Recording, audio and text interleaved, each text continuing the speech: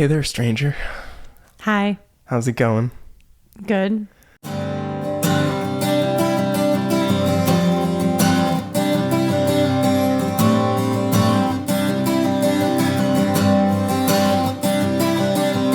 Hi, I'm Nick. And I'm Josh. And this is the PUDs Podcast.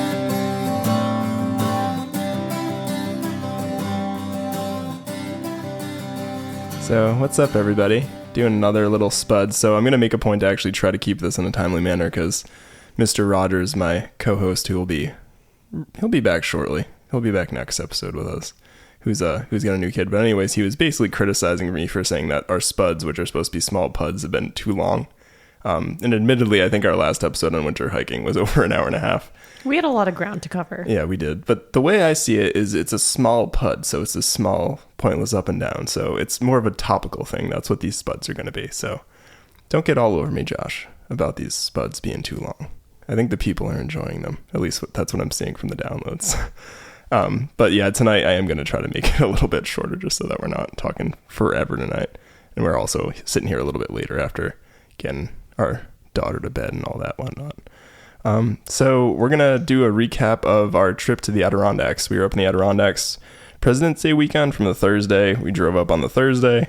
It's about a 5-hour ride from here, so it's a pretty decent haul. It's not insane, but that's kind of like most of your day when it's a 5-hour ride, especially with a toddler. And we came back on Monday, President's Day.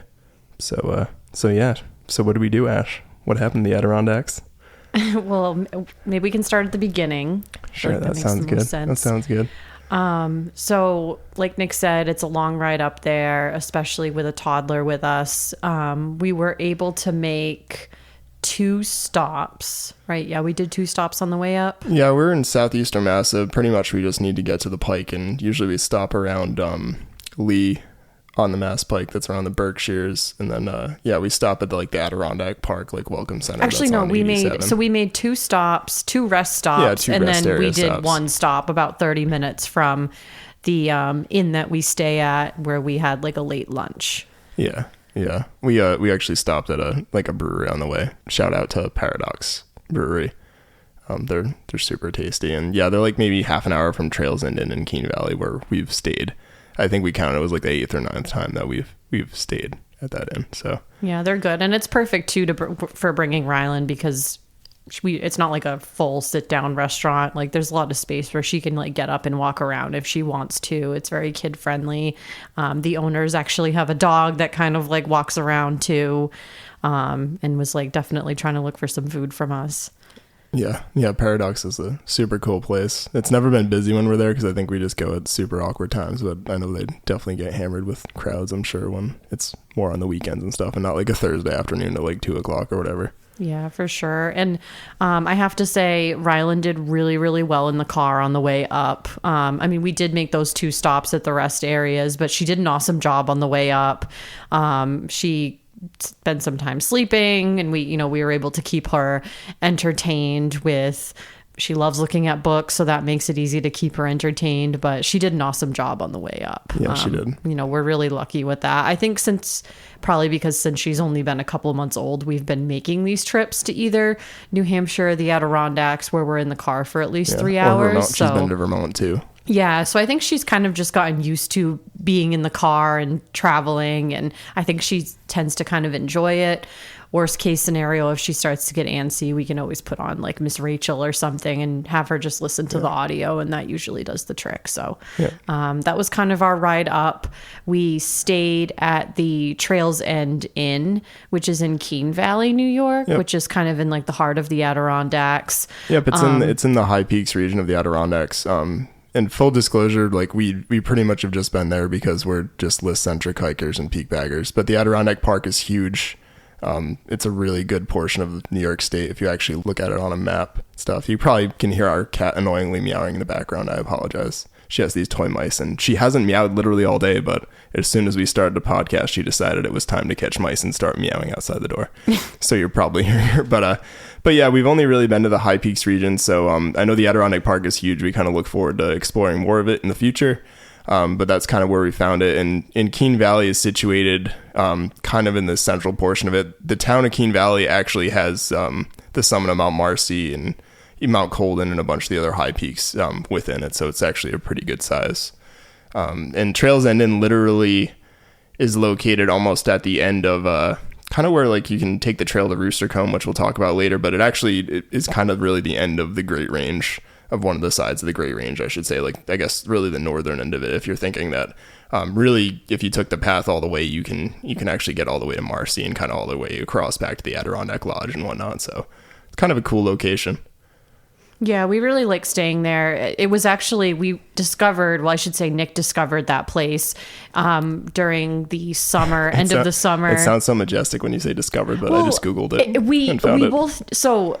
We found it during COVID too. Yeah, let me preface, like, we didn't grow up going to the Adirondacks. No, neither of us. Neither of us did. Neither of our families have been there. And exactly. So pretty much all of our friends. It's something, I don't know, we discovered Yeah. I'd like to say we discovered on our own. Yeah. And we had discovered it during the summer of 2020, kind of during when they were starting to lift some of the COVID restrictions. People were kind of starting to travel again. So we actually definitely still ended a up lot going of there restrictions. specifically because there was a period where I think Vermont and New Hampshire weren't allowing Massachusetts residents yet, or like whatever the whole kind of, they might have been requiring more things. I don't want to say there were silly bans, but there were a lot of things in place during COVID that I think people really took very seriously, like the government was going to have some sort of freaking checkpoint checking your COVID vaccination cards. That never happened. I don't think it was actually happening anywhere. But either way, we were being respectful of the rules, I will say that. And at one point, Mass and New York were good, but it wasn't actually cool to go like to Mass to like Vermont or New Hampshire. So we're like, oh, hey, we'll check out the Adirondacks. I think I actually was looking at going to Greylock, which we have yet to ever go to because of the drive time. Which is in Massachusetts. And I saw like, oh, there's this peak, like there's high peaks in the Adirondacks. There's like a 46er list. And then I saw Giant of the Valley is a mountain like literally right off 73, heading towards Keene Valley. So we ended up doing that. But long story short, that's kind of how we ended up discovering, quote unquote, the Adirondacks and sort of learned about that. And then we found out they had a hiking list. So then I was pretty much full on in after that. Sold from that point on. Yeah. So we really like the Trails End Inn. It's a very family friendly place. They have individual rooms in the inn, and the rooms are a pretty good size. Yep. With, the beds are super comfortable, really nice, clean accommodations. And then they have a kind of like downstairs area where there's a couple areas where you can sit, there's fireplaces, there's kind of like a main dining area. They don't always serve food, but they always have kind of like the continental style breakfast. They'll make fresh baked goods that they'll leave out. Yep. And the people who own it now, it's actually, we learned it's like a group of 3 families that own it? Yeah, I believe it's 3 families that own it. When we first went there, it was owned by, I believe the former owners were named like Sue and Dave, but they had owned it for quite a while. And they used to do breakfast and a couple more things, but in any event, it's like 3 families that I think grew up around the Adirondacks and moved away, and now they kind of moved back and took ownership of the inn, but they seem to be doing a pretty great job with it so far. Agreed. Yeah. So they're, I would say maybe a little bit older than us, but closer to our age. They have young kids of their own. So it's just a really, really cool place. Like Rylan had a really good time playing in like that main area of the inn. They had like a bunch of toys and different things. So I think it's definitely perfect for the phase of life that we're in now, and hopefully somewhere that we can continue to return back to, as she gets older and all that. So we really enjoy going there, and it's very reasonable to stay there as well. So that's where we stayed during our time in the Adirondacks. We didn't do a whole lot the first day there other than driving up. Yeah, we pretty much drove out, unpacked, ate some food and stuff, and got ready for the next day. So we drove up Thursday. On Friday, it was kind of cool. We actually got a fresh bit of snow. Like it probably snowed like 6 to 8 inches of snow overnight. So Ash and my mother-in-law and father-in-law, who actually, we didn't even mention that your parents, Tony and Lisa, joined us. Yeah, we should have said who joined us first, but it's okay. It's not, I guess it's relevant. Yeah, but we're super stoked that they had come up. They've never really been to that area before, so it was kind of all new to them, which was kind of neat. And the first day we spent there, we decided to go to Whiteface ski area. So Whiteface is a mountain around Wilmington. It's also a Adirondack high peak that I've done before in the summer. But anyways, it's got a big sort of ski resort on it. big in terms of like land area. I feel like even when your mom was kind of looking on the map and we went there, she's like, oh, this place is pretty big. And it's where they hosted the Olympics in, I believe it was, I'm keep messing 1980, up. right? I think it was 1980. Yeah, I think I kept saying 1984, but it was 1980. They hosted the Olympics in Lake Placid. And even though Whiteface isn't directly in Lake Placid, like if you're actually driving there, it's probably about 15, 20 minutes outside of the town of Lake Placid. But for all intensive purposes, it basically is Lake Placid. Right, yeah. But it's their main ski area. But there's a lot of hills there. It's kind of notable for it's got the most vertical drop east of the Rockies. Whatever the drop is, the top chairlift is at over 4,000 feet and the bottom's around, 1,400 feet. So it's a good run if you go all the way to the summit chairlift. Quote unquote summit chairlift. It's not the actual summit of Whiteface. Yeah. But it's a good like 10 to 15 minute run down. I snowboard and Ash and my in-laws ski. Yeah, so when we went to Whiteface, oh my God, Whiteface, I don't know what I was trying to say. Sounds like a metal band. Whiteface. It's the end of the day. Bear with me. So when we went to Whiteface on Friday, because as Nick had said, it was me, him, Rylan, and then my parents. Since my dad was planning on hiking with us the next day, he didn't want to overdo it. Skiing definitely is a decent workout. So it ended up being Nick, myself, and my mom who skied. And we ended up getting tickets for a full day to ski. My dad and Rylan were there at the beginning of the day, and they stayed and kind of hung out. And, my dad did a great job keeping her entertained in the lodge. Tony did a great job. Yes, he did. And then we ended up having lunch together. And then once we finished lunch in the lodge, my dad took Rylan back, and then we met them essentially after we went skiing. So we had a really good time. It was nice to be out there skiing with my mom. That's not something I had done in a couple of years. And honestly, it was just nice to be out there skiing with you, Nick, because since we've had Rylan, I know it hasn't been like a ton of time, but the last couple of times that we've gone skiing, we've had to go alone and take turns. Yeah, so we pretty much just one of us that. stays in the lodge with Rylan and the other one like goes out for like an hour, and then we kind of swap is what we've been doing, which has been working fine. I can't and to boot, complain. like the conditions were like pretty awesome. It was basically snowing on and off all day. Yeah, it was really good it was conditions. Maybe icy towards the end of the day, just in the normal spots that people kind of are slamming on the brakes, but overall it was a really fun time. And yeah, to shout out to them, like I feel like their prices and everything are really reasonable compared to some of, considering how especially large for it is. What you get for the amount of runs that they have. Their runs, like Nick was saying, are really long. It can take about 15 minutes for you to get, if you're going like a good average speed from the top to the bottom. Yep. So for what you get, it's a really good price. Yeah, and if it's a clear day, you have like a nice view over the Adirondack high peaks in Lake Placid, which I've seen it before hiking the peak in the summer, but every time we've gone there, it's been snowing, which frankly, I'd rather it be snowing if we're skiing than views sometimes. But yeah, so it's always a good time, and it's maybe like if you're traveling around that area, it's probably like a 30-ish minute ride from Keene Valley and the trails and stuff. And there are tons of different hotels and inns that you can stay at that are closer to Whiteface. Yep. We just prefer to stay at the Trails End Inn because at the end of the day, it's the most convenient for hiking and, for everything that we want to do. So, but you are able to stay definitely much closer to Whiteface if your primary goal for the trip is to go skiing or to do things in like the Lake Placid area. There's definitely other accommodations up there. Probably just a quick mention too, like Whiteface, I'd almost say it's similar to Washington in some degree because it actually does have like a toll road that goes pretty close to the top of it. So if you're there in other seasons when it's open, you can actually check it up, which leads to a funny story. The first time that me and Ash went there, and just note this, that if you're ever driving up there and you put in your GPS when you're half asleep in the morning, that the default for Google Maps, and it still does this right now, is if you put in Whiteface Mountain, it tries to take you to the summit basically on the toll road that goes to the top. Yeah, so the first time we were putting it in, we actually accidentally started driving up basically the toll road, which you go past a town called North Pole, New York too, by the way, which is kind of interesting. But eventually it just ended and was closed because obviously they don't let people go up there in the winter.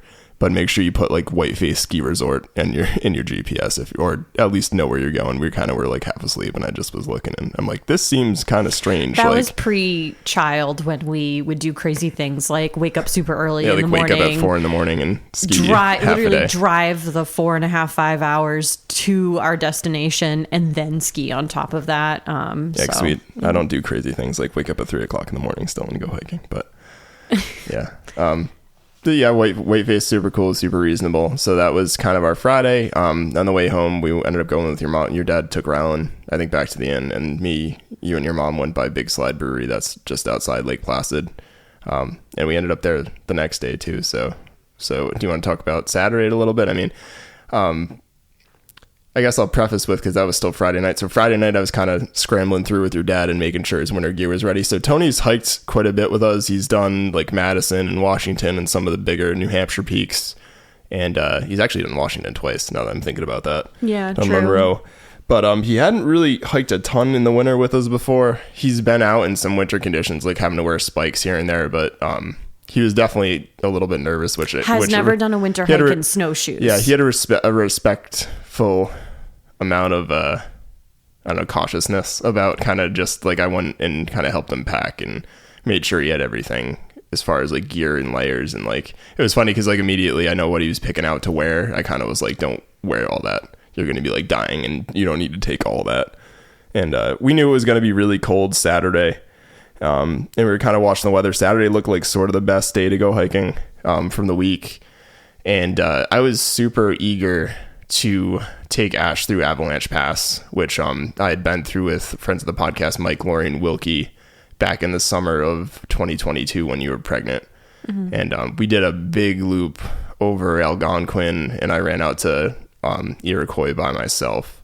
And then we went back down towards Lake Colden, back through Avalanche Pass, all the way back to the Adirondack Lodge. So it's a pretty good loop day. Avalanche Pass was absolutely gorgeous, and I'd seen pictures of it in the winter. I should say it's Avalanche Pass and Avalanche Lake. So Avalanche Lake is kind of a lake that sits between Avalanche Mountain and Mount Colden in the High Peaks region of the Adirondacks. And Colden's kind of sandwiched between like the McIntyre Range, which is like Algonquin, Iroquois, Wright Peak, Boundary Peak, and then you got Marcy kind of on the other side of it. So Colden kind of sits basically like right between Algonquin and Marcy. Kind of a really interesting vantage point. So I kind of wanted to do Mount Colden. We knew it was going to be a big day. It was probably about, I think, around 13 miles to do a similar, like we were going to basically loop out of the lodge through Avalanche Pass and head up sort of the southwestern side of Mount Colden, and then come back down on the Lake Arnold side and make sort of a lollipop loop, connect back towards Marcy Dam and come that way again. And kind of get everything ready. That night again, I was kind of taking it back to your dad, and he was kind of figured out how to strap his snowshoes on and stuff, and got all his spikes ready and all his layers, his food, water, all that good stuff. I think we planned on waking up. I think it was like I was going to wake up a little bit earlier, but I think we ended up getting up at like 5 o'clock or something like that. So not super, super early. I just wanted to make sure we had enough time. Still pretty early. I mean, yeah. Keep in mind, you get up at like 3-4 o'clock, but you then have to like drive. Yeah. We were going like a half hour away. Like, so yeah. I'm realizing I'm jumping in for people who don't know. We'll try to keep it brief. We'll do another episode where we sort of dive more into our Adirondack hiking experience. But there's a couple big trailheads in the Adirondacks. One's the Garden that's in Keene Valley that I've been out of a couple times. But the one for the purpose of this podcast episode and the relevancy of what we're talking about is the Adirondack Lodge Road and sort of the Adirondack Lodge trailhead. Basically, it drops you off into sort of the central region of the High Peaks. It's probably most notable for the fact that it's the start of the Van Hovenberg Trail, which goes all the way to Mount Marcy, which is the highest peak in the Adirondacks, highest point in New York. So that's kind of the biggest trailhead. It's got probably the biggest parking area. So that's kind of where we were starting at. And it's about 35 minutes probably from Trails End in Keene Valley. And it's a pretty easy ride to get there. Yeah, too. It's pretty much the same road almost like the entire way there. So when we're talking about this hike, do you think we should kind of just go through like the main highlights of the hike, like the big standout points of that day? Yeah, we can sort of just run through it. And spoiler alert, we did not summit Mount Colden. Yes. I wanted to bag Mount Colden. Start by saying that. we didn't get there. We'll get to that in a little bit, but we left around 5 a.m. I'd say by the time we get on the trail, it was probably like shortly before 7, because I was helping people with snowshoes, like in the dark, putting their snowshoes on. Those people that are less familiar with putting snowshoes on.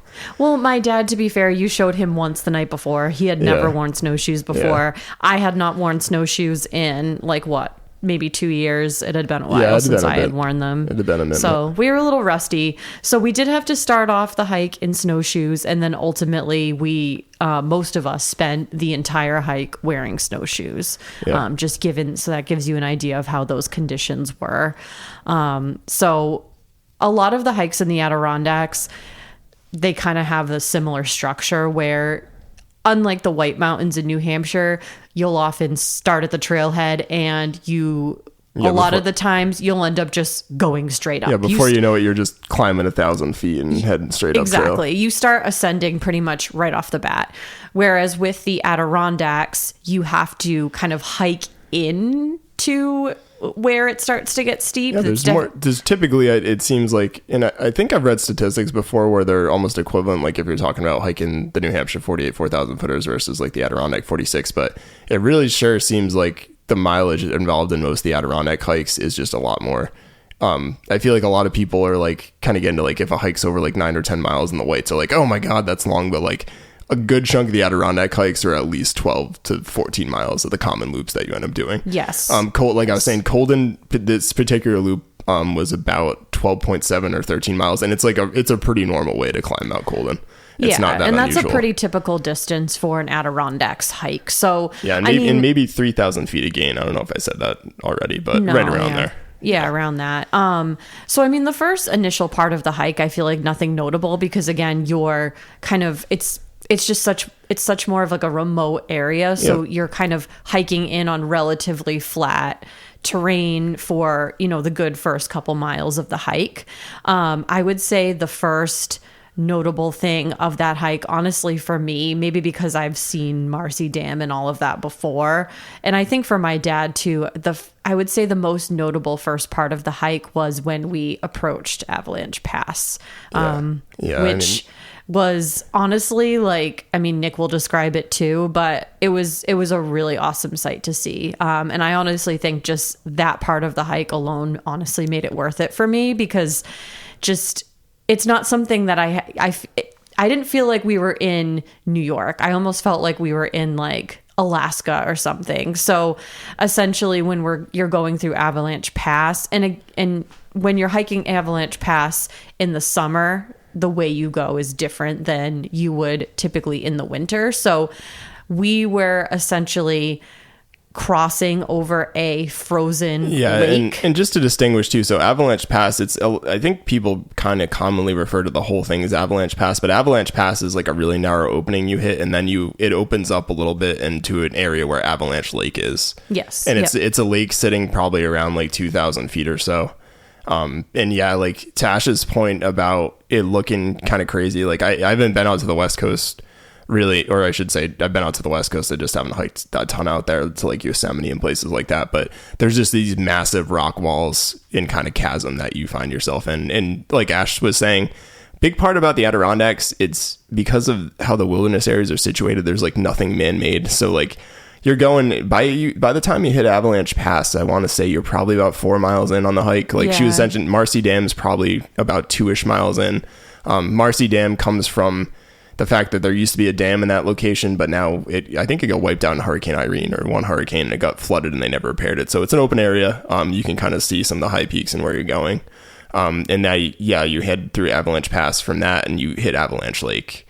And the trail in the summer, like Ash was saying, goes along the western side of Avalanche Lake. And it kind of is known for this feature. They're called hitch-up Matildas, which are basically little like footbridges that are drilled actually into the side of the rocks that go over water. So if you're in the summer, it's pretty cool. And you'll see pictures of them online like everywhere. And it comes from an old story, I believe, with the trail guides where like women would actually have to hitch up their dresses because they'd be crossing through water before they were made. So because women used to hike in dresses. Yeah, so somehow it deviated. I don't know if it was like a woman named Matilda or whatever the hell the story is, but long story short, it was because women would have to hitch up their dresses crossing like the narrow shore, like sort of the shallow parts of Avalanche Lake when they'd be hiking out there. So they built these sort of footbridges in the side, and yeah, they're just drilled straight into the rock. It looks pretty wild. Yeah, and I would love to go back and experience that not in the winter, whether it's in the fall pretty or the scrambly summer. section of trail. Like it's nothing crazy for the Adirondacks, but there's some like little ladders and things that go along the shoreline. It's kind of cool.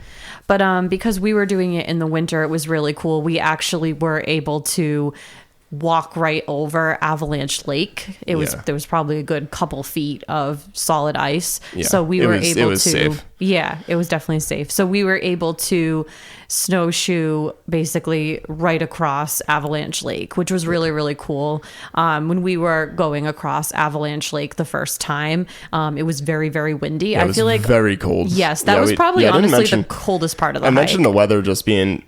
We knew the weather was going to be pretty good, but there were pretty much just was lake effect snow showers the entire weekend we were up there. So you kind of had these snow squalls blowing through where it was like dumping snow and windy briefly, and then it'd be like blue skies and sunny, and then kind of just repeat over and over again. And Avalanche Pass and Avalanche Lake, that whole area becomes like a giant wind tunnel in the winter, which isn't surprising. I think that was the first time we completely layered up. First and only time, honestly, where like we completely covered our faces. Yeah, we put like shells on and stuff, and I put my mittens on as soon as we got there. And we hadn't really seen too many people out either. No, not at that point. Yeah.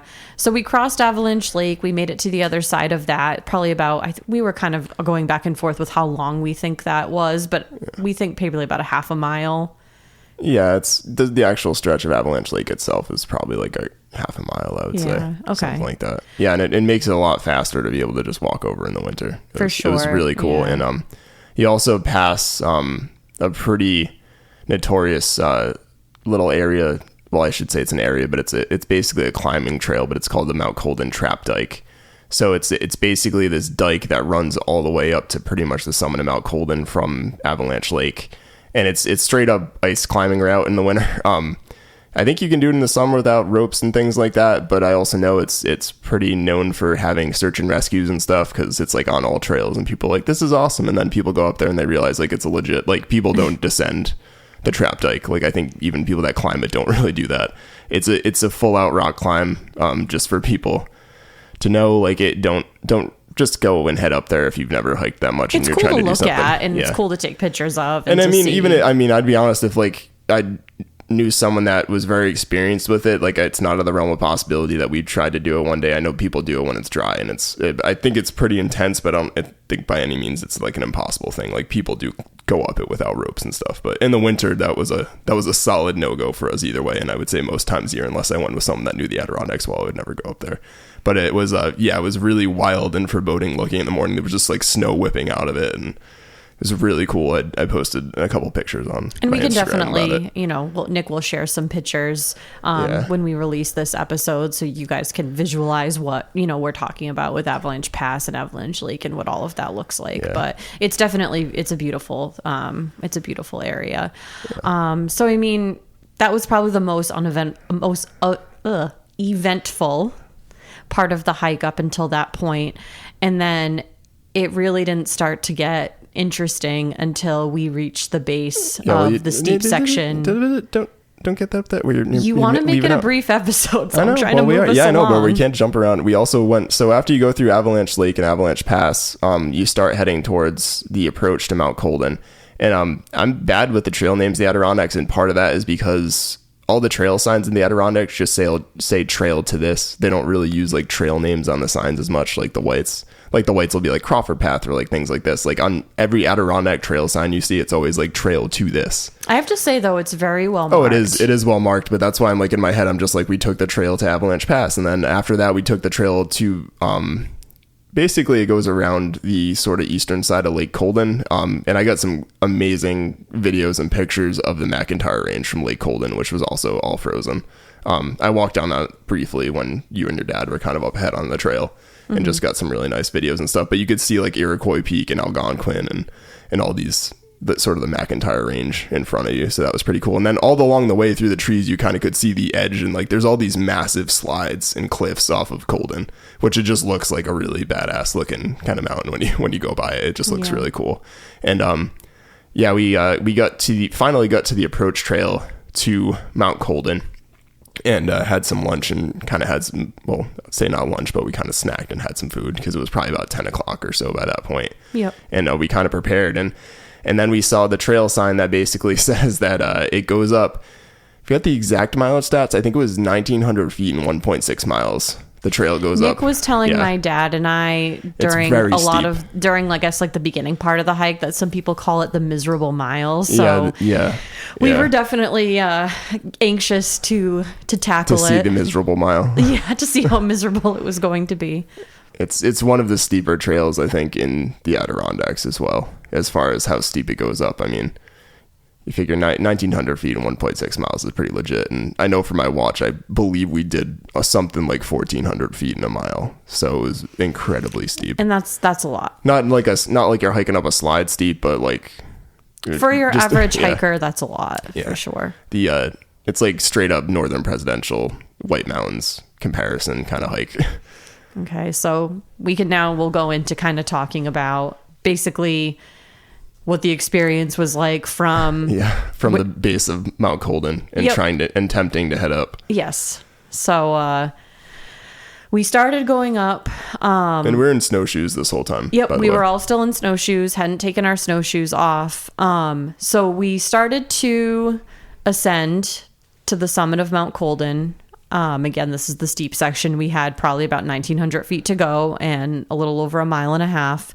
We did have a group of 3 gentlemen behind us, and they were more than happy to let us lead. 2 of them were 46ers working on their winter, and another one had done like 11 or 12. Yeah, he had done. He was kind of more like just starting out. Yeah, he had done because he was asking me. I'm like, oh, I've done 18, and we were kind of talking, chit chatting back and forth. They were also letting me break trail.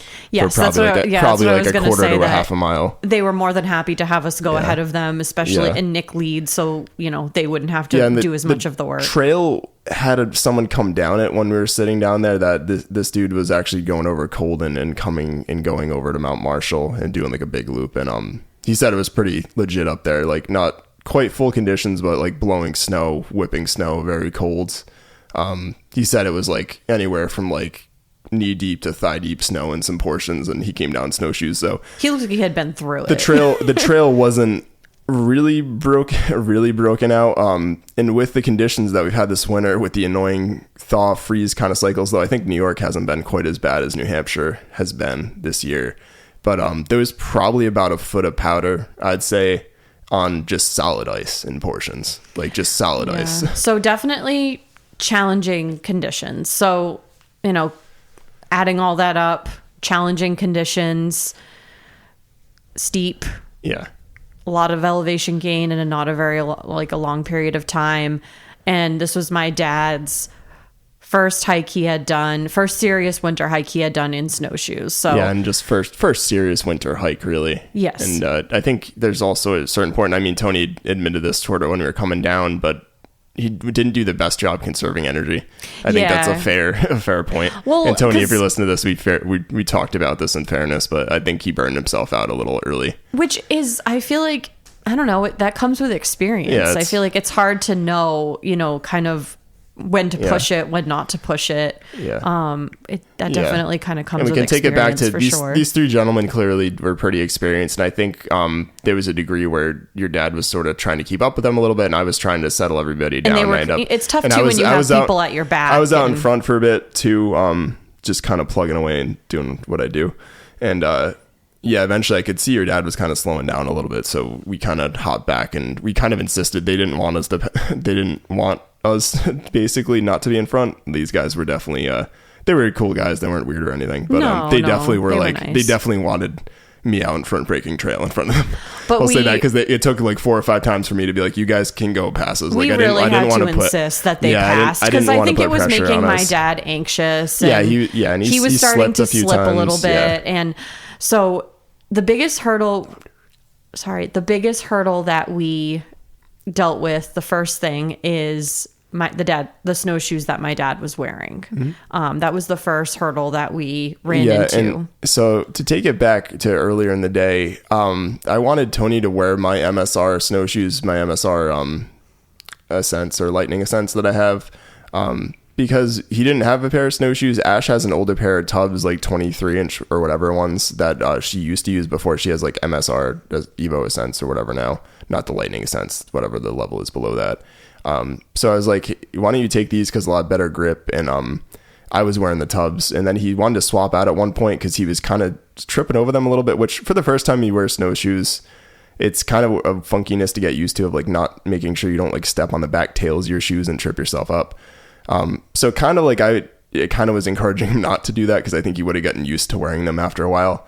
But he wanted to switch in anyways to sort of the tubs. They didn't have as good grip, so he was like slipping around pretty good. Yeah, especially when we got to the steep section, he was really slipping and having a hard time getting a good grip with the snowshoes. So I ended up swapping with him again and taking the tubs ones back, and he had the MSR, so he was doing a little bit at that point, but I think the damage was already done in terms of him just really getting burned out.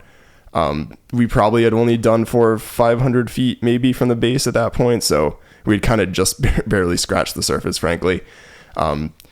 We swapped it out, and then you start hitting a series of what I know now too from looking at pictures, where we crossed two sections, I believe, that actually have ladders on them in the summertime, and it was almost worse. So there was that group of 3 gentlemen that went in front of us, and then there was another group of, I think there was just 3 other people that went in front. They were probably a little bit more younger, like our age. Yeah, I think it was just those 2 groups. And they were plugging away for a while. We were actually not too far behind them for a good while, because I actually saw them when we stopped, probably almost like a third of a mile from when we actually stopped. So they were definitely taking their time going up to and going slow.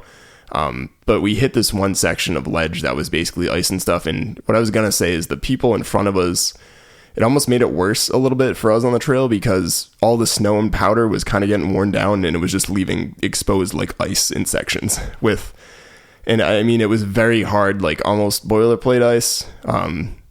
Cause I was really having a hell of a time digging in with my snowshoe crampons, and the snowshoes that Ash's old ones that I was wearing were almost borderline useless for going up ice. They weren't appropriate, like, I was really, for those type of conditions. Really kicking in. I mean, Tony, I think was, and the MSRs, I know because I'd used them again the other weekend on ice, and they work very well, but he just wasn't familiar with it. And that was an oversight on my part. I probably should have thought about that a little bit more. I didn't think the conditions were going to be as difficult as they were. Obviously, I wouldn't have picked it. I don't try to pick hikes where I think we're not going to be able to do a thing, especially with your dad who's less familiar. I don't want him to have a good experience, but... And he did. He had a good experience. Yeah, he did eventually. I think he was going to kill me at one point.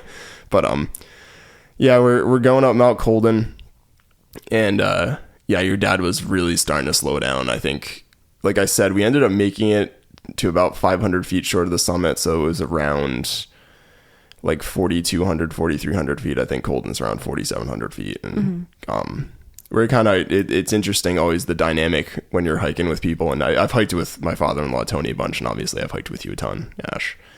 So I kind of know his points of frustration, and like when he's like, if he can be pushed a little bit more, or if it's like time to go. And I could kind of hear, like, I was kind of leading in front of that point to try to just pack down the trail and make it easier.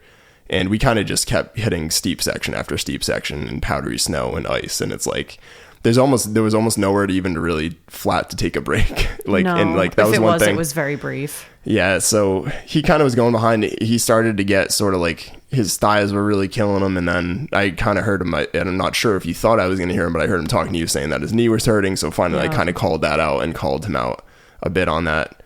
And as the person that was sort of leading the hike and stuff, I kind of took it upon myself to not make him turn around, but like was kind of like, do you think you can do it? And at that point in what we had come up, I honestly was quite apprehensive to actually turn around, because I was like, it's not going to be easy to come down what we had gone up. Right. Yeah. Since I should say, I've seen posts where people mention that they bring rope with them in the Adirondacks to go down certain sections, and I completely understand now why, after what we went down, because we had a hell of a time getting back down some of those sections safely, hanging on to trees and really just thinking and stopping for like maybe 5 minutes or 10 minutes in some sections and being like how do we want to actually go back down this? We were butt sliding and everything, but yeah, I kind of ended up mentioning to Tony, like, hey, do you feel like you're really going to strain something if we push more? Because at this point, I think the last 200 or 300 feet took us like an hour. Like, I think we started going up Colden around, we started going up Colden around 10 o'clock. And I kind of had a turnaround point in my head of around 1 o'clock for us to try to get out without headlamps.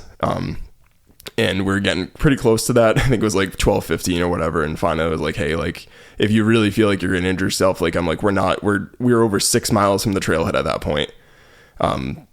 not a great situation. I was getting kind of some bad vibes. And I also knew with the weather window, it was going to get a lot colder and snowier at night, which it did later that night when we were driving home. So if we had been coming out later, we would have been dealing with dropping temps, probably shitty visibility on the summit, worse wind, kind of just the things you don't want to deal with, especially in the summer. I've never been on Mount Colden before. I've done 18 of the Adirondack high peaks, but I've not been on Mount Colden. So I don't know what it looks like on the top there, and had read the guides and stuff and did my due diligence, but wasn't somewhere to push it. I didn't want to push Tony. I didn't want anybody to get injured. I didn't want that to happen, especially where we were. Not that it's good to get injured anywhere when you're hiking. Especially not when you're over 6 miles out in the middle of the wilderness. Just a little background. Tony's in good shape too, but he's 62. Like he's hiked a decent amount with us, but he's not a regular hiker. So, and he has really good cardio. Yeah. Like he was never really out of breath or anything like that. It was his thighs, his knees. It's just not. He just wasn't used to it and quite ready for it yet. And it was a strenuous hike. Like it wasn't great conditions. And like I said, I've hiked with him on Mount Madison, and he's done Washington twice and Monroe and a bunch of other peaks with us. And I just knew the sounds he was making and his attitude, like it was like not good. Like, and we were going so slow that it wasn't going to work. So I was like, listen, we got to turn around. Like if you think there's a chance that you're going to injure yourself right now, we got to turn around. Like it just wasn't worth it. And he did say too, like once we started to kind of just go down a little bit, and like his leg pain was subsiding. So I think whatever was pissed off in his body, it was probably just from going uphill, just muscular exhaustion. But the knee thing really worried me because the kind of surface we were on, you got to have stability. Like we were on ice and snow, so it's like it wasn't good. The last thing I just imagined if his knee popped or something happened, then I'm like, not that you want to think about, like you don't go hiking thinking like, hey, I hope we don't get injured, but like you do have to have a reality check sometimes where I'm like, today is just not the day. And I couldn't in good conscience push him that hard and put all of us in that situation with knowing that he could be injured and it would just be a bad scenario. No, it's a really tough call to make sometimes. This was the second time that we've been in this situation ever. And it's a really, really tough call to make. But at the end of the day, like the mountains are always going to be there. Yeah, like you can always come back and try again, on a different day. Yeah. And I mean, and we got to one of the first sort of sketchy sections and we made it down that. And after that, I felt a little bit better. I think one of the worst sections was right towards really where it first starts getting steep going up Colden. Yeah. And when we were coming down, my dad made a comment of like, wow, like this was really steep. Like it's almost like sometimes it takes coming down to really realize how steep it really was. It's like, I mean, I'm always one to take video and photos on the hikes, but I mean, we were in like full, like being very serious going up because I didn't get one shot. I got like one shot of you guys going up, and like you're talking, your dad was like on his, like literally his hands and knees kicking in to try to get up some of these sections. I mean, he gave 1,000%. Like he gave it his best effort. He was a champ that day. He was a badass, especially for letting his crazy son-in-law take him out on a winter hike like that. And he did really enjoy it in the end. But again, I stress that a lot of that wouldn't have been fun if he had gotten injured or strained himself or done something going up Mount Colden, or even if we had done it on the way down. It would have been not good given where we were. We didn't want to make a great day turn into like a nightmare. And really just if you look at the mileage in a map, like the Adirondacks by far in most areas are quite a bit more remote than New Hampshire is, or even Vermont or something like that. You're just where you are is like, it's just like I said, I mean, it's not uncommon to be 6 or 7 miles in from a trailhead on a lot of those places. The High Peaks Wilderness area is large in itself. The park is huge. Compared to like say like just an area in the White Mountains, like other than the Pemi Wilderness and the Whites, I don't think there's really anywhere that remote in the White Mountains that compares to the Adirondacks. Couple areas in the North Country, but yeah. So we made the decision to pull the plug and turn around, and it took us a while to get down. I think it took over an hour to descend back to Lake Colden. And once we got back down and we made it back to the base, it was a bit of a sigh of relief, but we still had a long way out. We did, yeah. But I mean, the rest of the hike I feel like was relatively uneventful. We did fine. We took our breaks when we needed to. Yep. My dad was really great about speaking up when he needed a break or needed to have more water. And we had to rather than doing that original lollipop loop that Nick had talked about earlier. We basically ended up just going right back where we came from. So we went through Avalanche Pass again, which was kind of cool. And we got to we actually saw some ice climbers going up the trap dike, which was pretty neat. We crossed some cross country skiers, but yeah, like to highlight again, like Ash said, the mountains will be there for another day. And we've been fortunate. I think a lot of it is because we're very diligent with the weather that we haven't turned around from so many summits. I mean, you said twice, but I mean, there's probably been we actually turned around in Scotland once hiking a mountain. I was just saying more like in the, but I wasn't really thinking of like, when we went on our honeymoon, but, where else did we turn back in New Hampshire? Owl's Head. Oh yeah, that's right. But that was weather related. We talked about that. Yeah. I think that's one of the only times. I mean, generally you just don't want to put yourself in a bad weather situation. This wasn't it was just like a not pushing someone to get to the point of injury situation. And like, I mean, realistically, if something had happened, like me and you we could help your dad hobble out, but that'd be a miserable time. No. We never would have wanted to hike together again. That was not going to be something that was going to happen. Yeah, it wasn't going to happen. We made the right decision, and I feel like there was just like an instant relief. Yeah. Like with how my dad was acting once we made that decision. Like he really didn't want to have to do it. He really wanted to make it to the summit. But even to the once point, we made the call, you could just see like instant sigh. Well, he was relief. even at the point where he was trying to tell me and Ash, he's like, hey, you guys can go and I'll meet you on this side. I'm like, that's not happening. No, we're not separating. We're not like, I mean, again, I think we talked about where like I've gone away from Ash before, maybe like once or twice, and we've had walkie talkies or something, and we like are very close together. So I'm not trying to say I've never done that. I don't want to sound like a complete hypocrite, but in general, I never try to separate from anybody. I've separated from Mike on Garfield once before where we had walkie-talkies too, where he just wasn't going to make the summit. But, and that's a summit I've been up before and there were other people up there, so you're not alone. But it was not the time for me and you to push up and over and not see your dad. Because again, I think we crossed two other people on the way back from like the base of Colden to Avalanche Pass, but like there was nobody else out there. So if your dad had made a wrong turn, he didn't, again, I had a map I could give him. I wouldn't have. But if something had happened, like God forbid, like we get over and then we're like, he's not at the junction that we're supposed to meet him at, then like that just would have been bad. And just the way the state he was in, like there was no way in hell, like we were going to leave him on his own. And you should just never do that in general. No. Especially in the winter with people like that. So I appreciate the sentiment, and he just trying to reiterate that like he really like felt bad that because he knew like me and Ash honestly were fine, and Ash and I'm worth mentioning Ash was tired, but and she's gonna say that she was tired, but she was crushing it considering she hasn't been out winter hiking in snowshoes in like 2 years.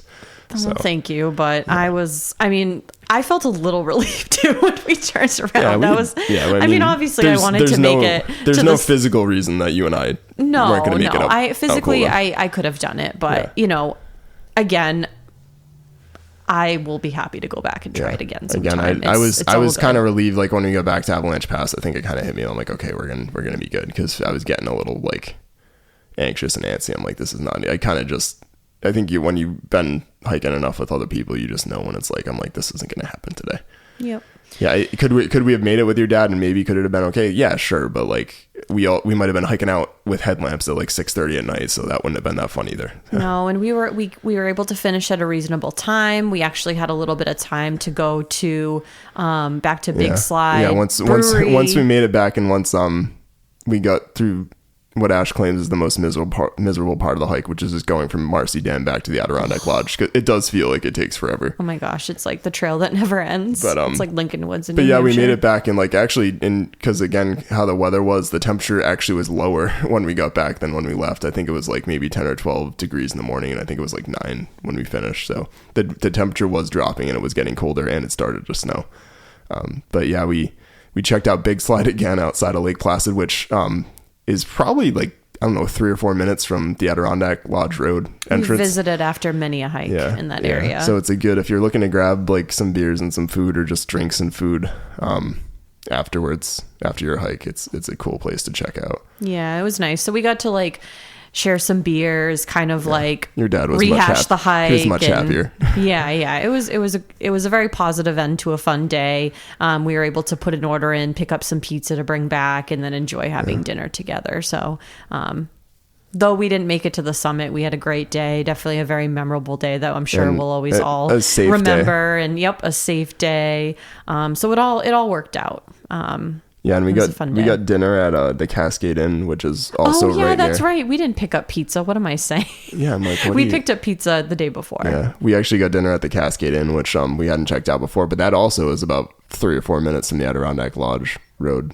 Yeah, so, which was delicious. Yeah, and that was really good. One tip I have for sure, if you are staying in the Adirondacks, especially around food. Well, that High Peaks area. Well, the High Peaks area, specifically Lake Placid, Keene Valley. Okay, yeah. So if you're staying in that area of the Adirondacks, I definitely recommend if you are planning on going out to eat and getting food, definitely beneficial to make a reservation ahead of time.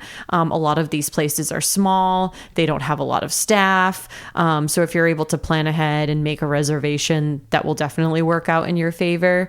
And same thing, if you want to get takeout, a lot of these places will stop taking takeout orders once they have people coming in to eat, because again, they don't have the capacity to serve people who are coming in and do the takeout orders. So one trick that we'll do is we'll like pick up pizza early and then we'll just kind of enjoy it later. We're also on that like toddler schedule, so true. But I'm just saying, if you don't want to like get stuck where you can't find anywhere to get takeout or you have to wait forever to eat, it's good to kind of plan ahead. Especially in Keene Valley, there's just really not. There's like 3 or 4 restaurants. Like everywhere is delicious, though. Yeah, everywhere is super good. Yeah. But yeah, it was a super fun day. And on Saturday, family of the podcast, Hannah and Matt had driven up, my sister-in-law, Ash's youngest sister, and they were hanging out and stuff with us. So they drove up from Saturday from Boston, and we're staying at the Rooster Inn. And on Sunday, they wanted to get out hiking. Ash and Tony were tired for some reason and they didn't want to go hiking again. I don't know. Who knows why? I have no idea what was wrong with them. But I was more than willing to go out hiking again. Of course. So I did mention to them, I'm like, hey, like, the weather forecast too, it was dropping Saturday into Sunday, and like the wind chill Sunday morning was forecast. It didn't end up being that bad, like when I woke up, but it was forecasted to be pretty gnarly. It was like negative 35 degree wind chill or something at like 4 a.m. So I was kind of like, maybe you won't do somewhere super exposed. Hannah's hiked in the winter like a few times. She's done Mount Moriah with us on a very cold day, which was interesting. And her can I say her boyfriend, partner, what are we gonna say? Boyfriend? Her boyfriend what else would it be? her associated person. Matt had not really hiked a ton before. I think they hiked in Yosemite together once, but he hadn't really been out winter hiking, so I don't want to like taint anybody's experience, so I wanted to pick something good and not have a repeat of the day before with dragging people up Mount Colden. We probably shouldn't be trying to go up Mount Colden in the winter. But I was looking at a couple different peaks. I actually was thinking about Cascade and Porter once I looked at the forecast, which are some of the easier Adirondack high peaks, but I'm like, if we go there, we're going to see like 100 people, probably more than that. It might be tough to park, and I don't know. I thought it'd just be a lot cooler and a little bit more special to just go out somewhere a little bit more chill. And the trails end in, like I was mentioning before, it has a trail system that literally leaves almost basically from the start of the inn. It's like a 1/4 mile walk or something from where the inn is. And it takes you on a trail that eventually connects to the Great Range Trail, but it starts and goes up over Rooster, and there's a branch off of that goes to Snow Mountain. So I was looking at both of those. Me and Ash had done Rooster before in a snowstorm and didn't have like any views, so I was kind of eager to get back up there. And Snow Mountain isn't too far from it, maybe like a mile or something. We kind of sort of made a big clockwise loop, and also had outstanding views, and I was kind of looking at reviews and stuff. So I figured we'd check those two out. I figured the crowds weren't going to be too bad, and they also could walk from like their hotel and like meet. Which they stayed at the Rooster Inn. Yep. Which is named after that hike. Yeah. So we ended up doing that and did a big loop of Snow Mountain and Rooster and it was a lot of fun. They both did really well. We just used spikes the whole time because it was really packed. Didn't see like anybody the entire time. I think we saw like a couple people with dogs and maybe a couple people more on the way down. We didn't start super early. It was probably like 9-10 o'clock or something. Yeah, it took our time getting up. I think we're out breakfast. Just about 3 hours. I think we were out 3 or 4 hours. Like 4 hours. 4 hours we looped over everything. I think the loop was like 6-ish miles, something like that. And like, you guys ended up with like 2,500 feet, 2,600 feet. So there was definitely some steep sections.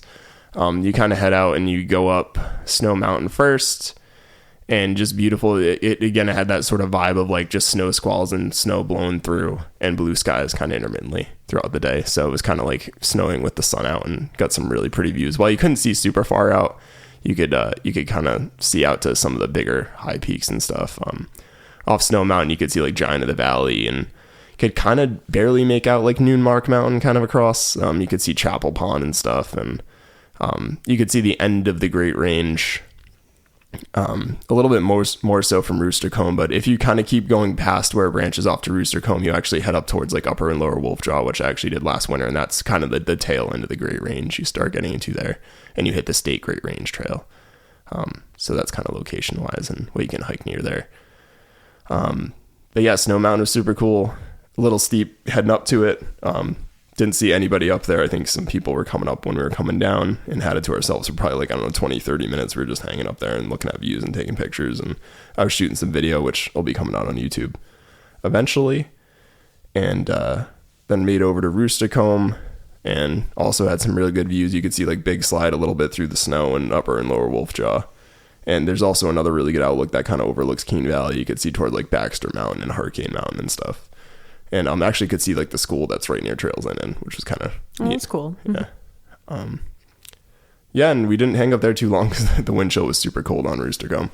It was funny because Matt and Hannah were both like, it hasn't been that cold yet. And then like we were up there and they're like, okay, this is cold. They kind of hung out for like 5 minutes and they're like, we're going I down. have to say about the hike that we did with my dad the day before, my dad commented multiple times on how he was never cold. Like he was comfortable the whole hike. Yeah, it wasn't insanely cold, but it was still though. He was cold. I mean, for his first hike in those conditions to not be cold, I mean, that's good. He must have had a good consultation on what to wear for layers. Sounds like Yeah. Yeah, and that was pretty much, I think, Sunday. We did that hike. Yeah, I highly recommend like some of those smaller hikes. Like again, we're kind of chasing the high peaks, but Rooster Combe and Snow Mountain, if you're in that area, are really cool and not very crowded. Of nice, like, I mean, again, this was a holiday weekend, and I'm sure a lot of the trailheads were like super jam packed. But they were really chill, and it was cool to hang out with Hannah and Matt and get out for a hike. Yeah, I definitely missed joining you guys. I was like on the fence for a little bit, but I you're like, well, maybe I'll do Baxter with you guys if you go out later and do Baxter. Yeah. I mean, when you guys got back, understandably, you didn't want to do Baxter, and with the time, it didn't make sense. But yeah, we were like having some food, and we're good. Yeah, I'm glad that you guys had that time, and we'll do it again. Yep. Just yawning here. Yeah, I think that about wraps it up though. So I think Monday we just got some breakfast and stuff. We got breakfast at the Noonmark Diner. I don't know if you wanted. I'm surprised you haven't mentioned Old Mountain Coffee Co. Well, it hasn't really been like a good time to mention it yet. Yeah. Just to recap on some good breakfast and eateries that are immediately in that Keene Valley area. Yeah, if you're curious and you find yourself there. I was saying before, like, as far as like eating up there when you are up there, how it's good to make reservations and really plan ahead if you are planning to get takeout, because sometimes they stop taking takeout orders. So some of our favorite places up there, I would say probably one of my favorite places up there is called Old Mountain Coffee Co. Mm-hmm. I love like small local coffee shops. I love visiting them when I go on vacation. And this is a perfect small, just local coffee shop. I think it's like the last coffee shop for like, they have like a sign or something. It's before you hit 87. Yeah. It's the last. There's really nothing between like Keene Valley and it's the last coffee shop for a bit. And they have really good coffee, tea if you're into that. They make their own fresh muffins. Yeah. Josh, Mr. Rogers has gotten some beans during some of our bean swaps from there that they use. I bought beans from them before. I did not this time because we just have too many coffee beans. Yeah, we had to pass on the beans this time. It's a sad story. But they have the most amazing breakfast sandwiches. So good, especially if you get it on like a homemade croissant. You can customize your sandwich. Nick got this like beast of a sandwich the day after we hiked with my dad on Sunday. Yeah, I got judged like hard by the coffee shop people because I walked in, like I got like avocado and extra egg and extra cheese and like tomato and extra sausage and all these things because I was just starving. And like I walked in and like one of the women was literally like, who gets all these extras on the sandwich? And I just like walk in and I'm like, that'd be me. I earned it. It was me. Got a fuel for my hike today. Yeah, I did enough stuff yesterday. I think I can eat a breakfast sandwich But yeah, that place is awesome. That's probably one of my favorite places up there. Baxter Mountain Tavern, we ate there twice. They have really good food too. Yep. Kind of just like a sort of like pub style menu. They have delicious burgers, sandwiches, other entrees. So it's definitely a small area as far as like what they have to offer for food and for restaurants. But everything is really, really good. And the Noon Mark Darner was really good too, where we went before. We got breakfast there on Monday. We had actually checked that out before. And it's named after Noon Mark Peak, which is actually a sort of other peak that's kind of between like where the Adirondack Mountain Reserve is, the AMR, and like the Dix Mountain Wilderness. I actually passed by the spur trail for that when I did Dix in October. So I was kind of thinking of doing that with Hannah and Matt, but I saw something about potential ice section. I just didn't feel like dealing with that. I think you guys made the right call. Yeah, I'd at least been out Rooster Comb before and been around there, so we had a nice, safe, easygoing hike. Yeah. Everybody was happy. Yep. So yeah, we really enjoyed our time up there. Yeah, it was really fun awesome to bring my parents and Hannah and Matt and introduce them to that area. And they all want to go back. Yeah, they all loved it. Hopefully it'll become a traditional thing. They loved kind of like the low key, laid back, more quiet vibe of the Adirondacks versus that's just our humble opinion. Yeah, just versus some other places that we've gone before. Like, we love New Hampshire, of course. We would never say anything negative towards New Hampshire. We love going there too. But just the vibe of the Adirondacks is just different. It's less traveled, less built up. I would say just more relaxed overall. I always feel like that when we go there. It's a really good time. We really enjoy it up there. And we drove back on Monday after eating at Noon Mark Diner and packing up, and that was pretty much it. Pretty easy ride back.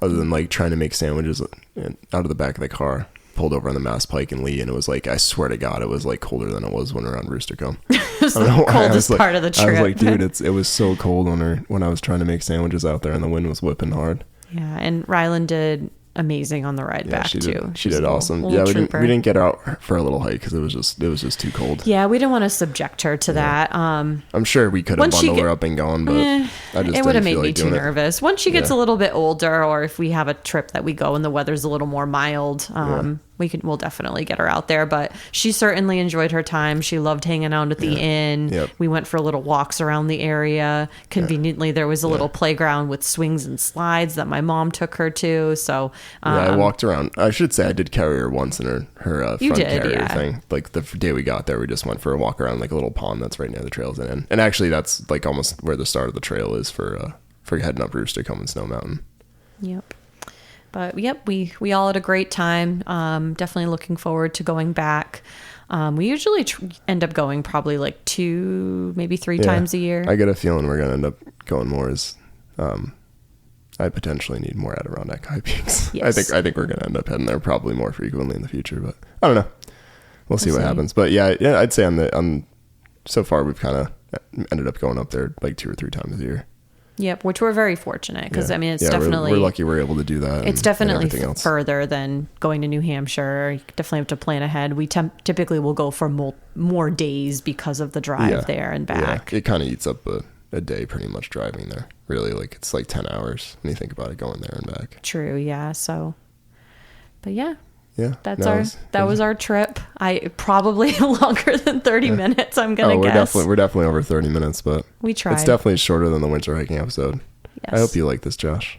I'm looking forward to podcasting with you again. Ash has been fantastic, but yeah, we'll be coming back. Hopefully you enjoyed this.